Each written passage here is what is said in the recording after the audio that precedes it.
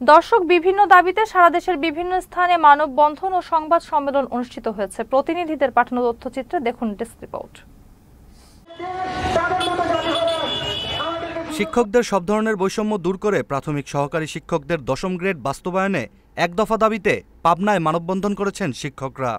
দাবি পূরণ না হলে সকল শিক্ষকদের সঙ্গে নিয়ে রাজপথে বৃহত্তর আন্দোলনের হুঁশিয়ারি দিয়েছেন তারা। সোমবার বিকেলে পাবনা শহরের পাবনা ট্রেনিং ইনস্টিটিউটের সামনে এই মানববন্ধন অনুষ্ঠিত হয়।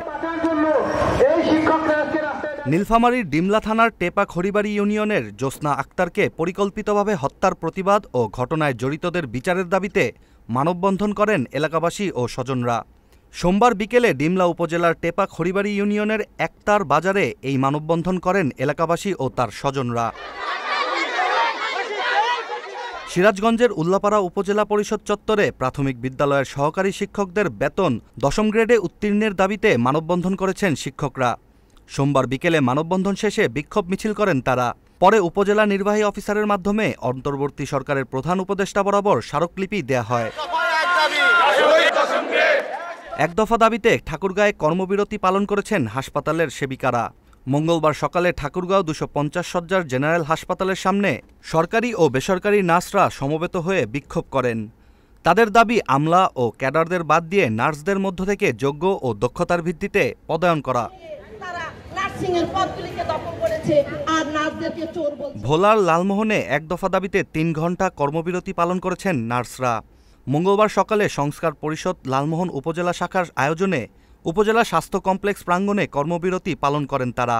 বাংলাদেশ নার্সিং ও মিডওয়াইফারি কাউন্সিলের প্রেসিডেন্ট এবং রেজিস্ট্রার পদ থেকে সকল ক্যাডার কর্মকর্তাদের অপসারণ করে ওইসব পদে নার্সিং কর্মকর্তাদের পদায়নের দাবি জানান তারা।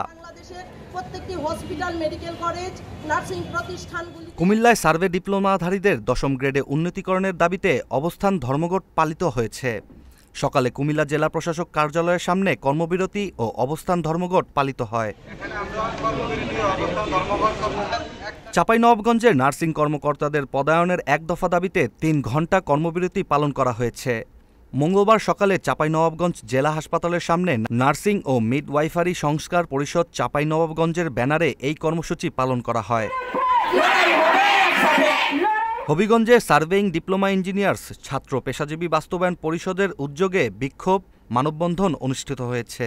মঙ্গলবার জেলা প্রশাসকের কালেক্টর ভবনের সামনে সার্ভেয়ার মোহাম্মদ মানিক মিয়ার সভাপতিত্বে কর্মবিরতি ও অবস্থান ধর্মঘট পালন করা হয়। আমাদের 10ম গ্রেড বাস্তবায়ন না হচ্ছে ততদিন আমাদের শান্তিপ্রিয় এই কর্মসূচি চলতে থাকে। বাগেরহাট জেলার মোরেলগঞ্জ উপজেলা স্বাস্থ্য কমপ্লেক্সের স্বাস্থ্য ও পরিবার কল্যাণ কর্মকর্তা ডক্টর শর্মী রায়ের বিরুদ্ধে অর্থ আত্মসাৎ ও দুর্নীতির অভিযোগে মানববন্ধন ও ঝাড়ু মিছিল করেছে ভুক্তভোগী ও স্থানীয়রা। মঙ্গলবার সকালে উপজেলা স্বাস্থ্য কমপ্লেক্সের সামনে এই মানববন্ধন কর্মসূচি পালন করা হয়।